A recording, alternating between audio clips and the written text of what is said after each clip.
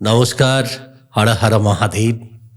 আজকে জানাবো একটা ভারতীয় সংস্কৃতি বা ভারতীয় আহ, সনাতন ধর্মের আরও একটি কাহিনী। স্ত্রীর সতীত্বের কারণে অমরত্ব লাভের বর পান কোন দৈত্য জানেন কি? অবাক হয়ে যাবেন। গোলকধামে থাকাকালীন একবার কৃষ্ণের দ্বারপাল সুদামের সঙ্গে রাধিকার মতান্তর ঘটে। রাধিকা তখন ক্রুদ্ধ হয়ে সুদামকে মর্তলোকে দৈত্যরূপে জন্ম নেওয়ার অভিশাপ দেন।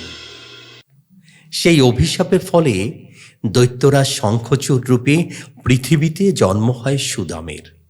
এদিকে শ্রী রাধার অভিশাপে দেবী তুলসীরও মর্তলোকে জন্ম হয়। তুলসীর পিতা হলেন ধর্মধ্বজ এবং মাতা মাধবী। অপূর্ব সুন্দর লক্ষ্মী স্বরূপা কন্যাকে দেখে তার পিতামাতা খুব খুশি হন। জন্ম নেওয়ার পরেই তুলসী বদ্রিকাশ্রমে গিয়ে শ্রীকৃষ্ণকে পতিরূপে পেতে তপস্যা শুরু করে। বহু বছর ধরে তাকে কঠিন তপস্যা করতে দেখে ব্রহ্মাদেব তার কাছে আসেন। তখন তুলসী দেবী নিজের মনোবাসনা জানালেন ব্রহ্মাদেবের কাছে। তখন দেব ব্রহ্মা তাকে বললেন, পরের জন্মে তার ইচ্ছা পূর্ণ হবে, এ জন্মে সম্ভব নয়।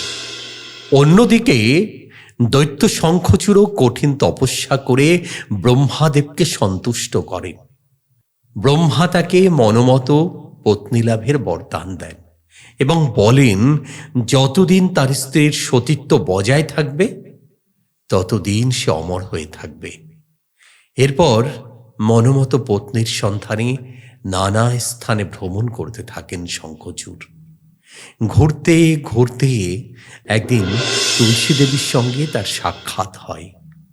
সুন্দরী যুবতী তুলসী দেবী একাকী বিরোহিণী রূপে পতিলাভের আশায় দিন কাটাচ্ছিলেন। সেই সময় দৈবযোগে তার সঙ্গে সুদর্শন ও গুণবান শঙ্খচূড়ের সাক্ষাৎ হয় এবং ব্রহ্মাদেবের আশীর্বাদে তারা দুজন বিবাহ বন্ধনে আবদ্ধ হন। এরপর বহুকাল খুব সুখে দাম্পত্য জীবন কাটাতে থাকেন তুলসী এবং শঙ্খচূড়। কৃষ্ণের কবচ ধারণকারী দৈত্য শঙ্খচূড় অপরাজেয় ছিলেন এবং ব্রহ্মার বরে সতী পতিব্রতা স্ত্রীর কারণে তিনি অমর ছিলেন। তাই কেউ তাকে হারাতে পারত না। সকলে তার ভয়ে তটস্থ থাকত। মহাবলী শঙ্খচূড় দেবতাদের স্বর্গ থেকে বিতাড়িত করেন। তখন সকল দেবতার অনুরোধে মহাদেব আসেন শঙ্খচূড়ের সাথে যুদ্ধ করতে। কিন্তু ব্রহ্মার বরের কারণে স্বয়ং মহাদেবও তাকে হারাতে পারছিলেন না। এরপর বিষ্ণুদেব ছদ্মবেশে শঙ্খচূড়ের কবচ ও তার স্ত্রীর সতীত্ব হরণ করলে শঙ্খচূড়কে বধ করা সম্ভব হয়। এদিকে সতী ও পতিব্রতা দেবী তুলসী যখন বুঝতে পারেন বিষ্ণু তার স্বামীর ছদ্মবেশে এসে তার সতীত্ব হরণ করে স্বামী বধের কারণ হয়েছেন, তিনি বিষ্ণুকে পাষাণে পরিণত হওয়ার অভিশাপ দেন।